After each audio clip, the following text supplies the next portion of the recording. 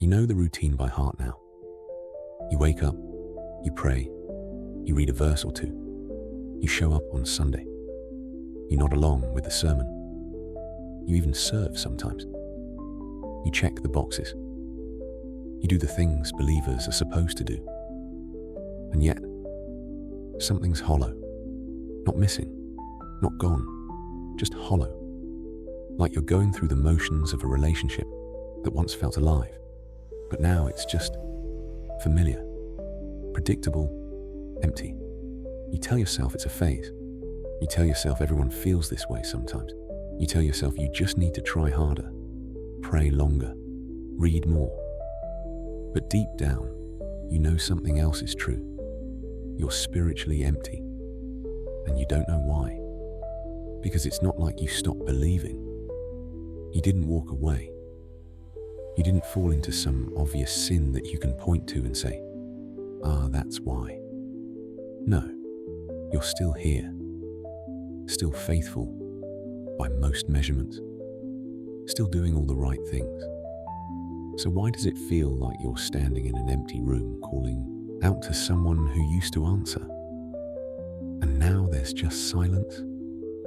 Here's what most people won't tell you, what most sermons won't touch, what gets buried under all the encouragement to just have more faith or spend more time in the Word. The emptiness you feel isn't because you're doing something wrong. It's because you've been doing something that looks right, but has no life in it.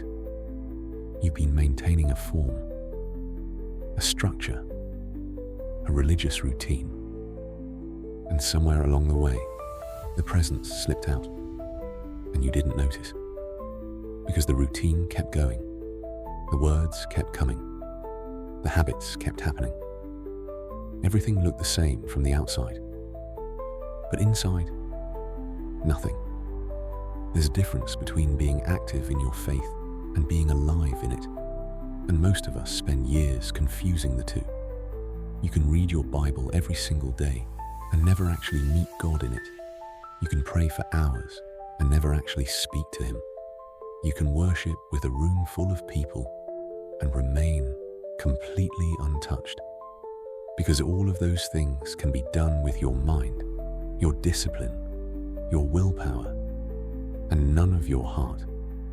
And when your heart isn't in it, when your soul isn't engaged, when you're not actually present before God, it doesn't matter how many verses you memorize or how many services you attend, you're empty because you're not encountering Him.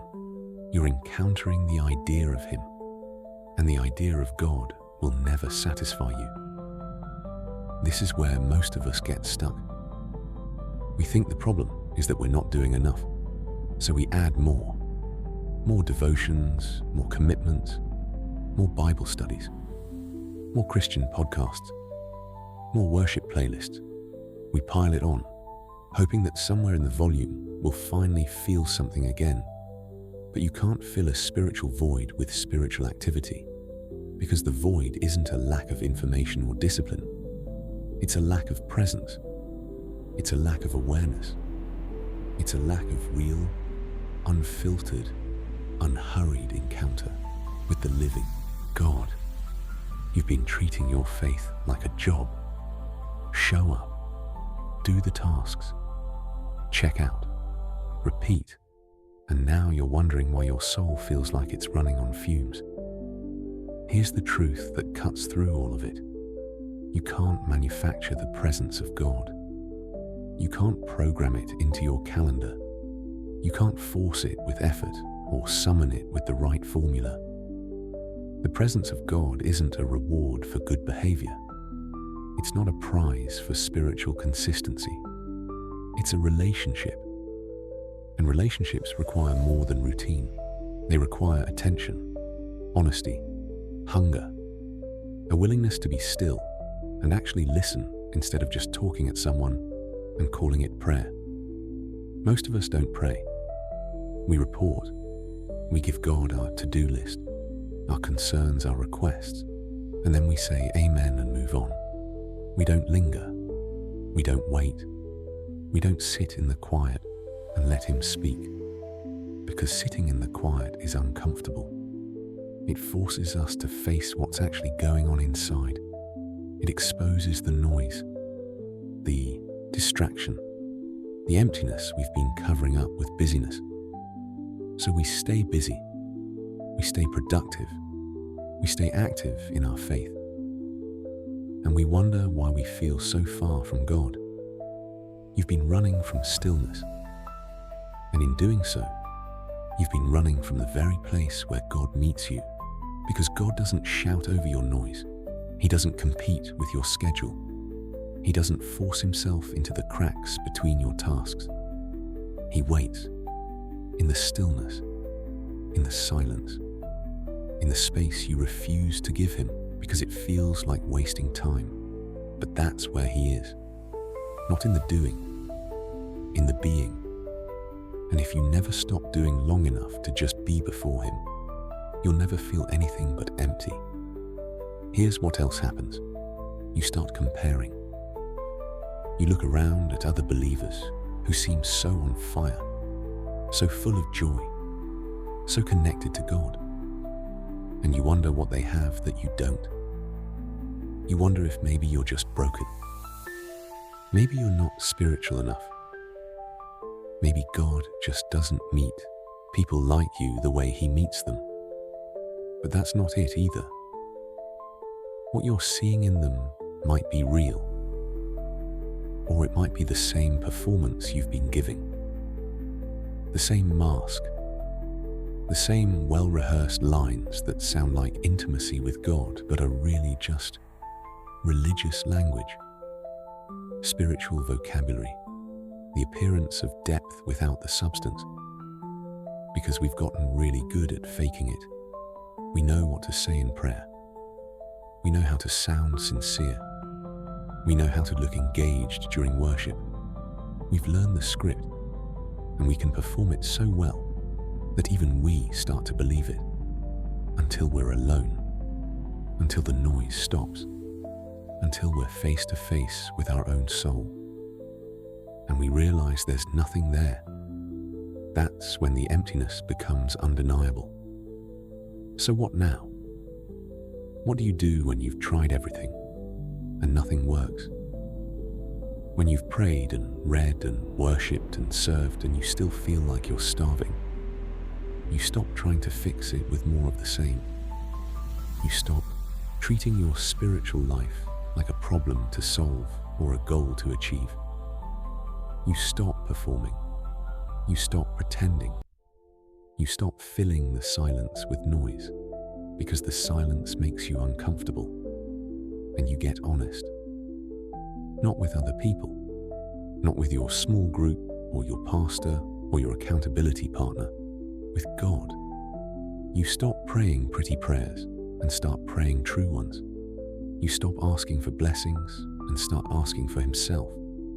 You stop reciting what you think you're supposed to say and start saying what's actually in your heart, even if it's ugly, even if it's doubt, even if it's anger. Because God doesn't need your performance. He wants your presence. And your presence requires your honesty. This is where the shift happens.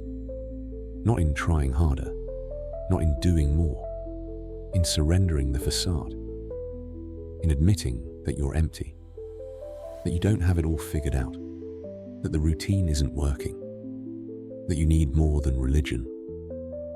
You need him. And when you come to God with that kind of honesty, something changes. Not because you earned it, not because you finally said the right thing, but because you finally stopped hiding. You finally stopped managing your image before God and started showing up as you actually are. And that's the only version of you he can actually meet. He can't meet the version of you that has it all together. That version doesn't exist. It's a mask, and God doesn't do relationship with masks. He does relationship with people, real people, broken people, empty people who finally admit they're empty.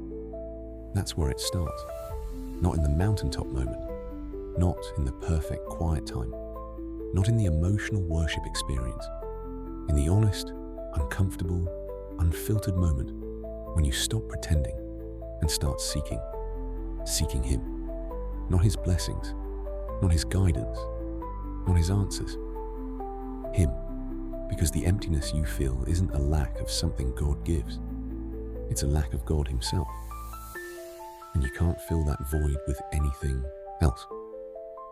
Not with more Bible knowledge, not with more Christian community, not with more spiritual disciplines. Those things have their place, but they're not Him. And if you're not encountering Him in them, they're just empty rituals. You need more than information about God. You need intimacy with God. And intimacy doesn't come from a checklist. It comes from hunger, from a soul that stops being satisfied with the routine and starts craving something real, something alive, something that shakes you and changes you and won't let you stay the same. That's what you've been missing. Not more faith, more hunger. Because hunger is what drives you past the comfortable, past the predictable, past the safe little version of Christianity that asks nothing of you and gives you nothing in return. Hunger is what makes you willing to sit in the uncomfortable silence, to wait when there's no immediate answer, to seek when it would be easier to settle. And God responds to hunger, always, not to perfection, not to performance, to hunger. So if you're empty right now, if you've been going through the motions and feeling nothing, maybe the question isn't, what am I doing wrong? Maybe the question is, am I even hungry anymore? Because you can do all the right things and still be empty if you're not actually seeking Him, and you can do nothing at all and find Him if you're finally ready to stop pretending and start wanting. You don't need a better routine.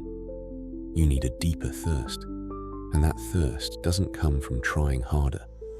It comes from realizing that everything you've been doing isn't enough, that you need more than the routine, more than the religion, more than the appearance of faith. You need Him, present, real, close. And He's been waiting for you to stop running long enough to realize that. The emptiness you feel right now, it's not a sign that you've failed. It's not proof that God has abandoned you. It's an invitation, a quiet, persistent invitation to stop settling for the form of faith and start seeking the substance, to stop managing your spiritual life and start living it, to stop performing for an audience and start communing with the one who already knows you, already sees you, and is still here, waiting for you to come as you are, not as you should be, not as you wish you were, as you are, empty, tired, confused, hungry. That's enough. That's exactly where He meets you. So stop trying to fix the emptiness. Stop covering it up with busyness. Stop pretending it's not there. Feel it. Sit in it. Bring it to Him. And let that emptiness become the very thing that finally drives you toward the one who can fill it. Not with answers, not with clarity, not with an emotional high, with Himself. That's all you've ever needed. And it's been there all along, waiting for you to stop long enough to receive it.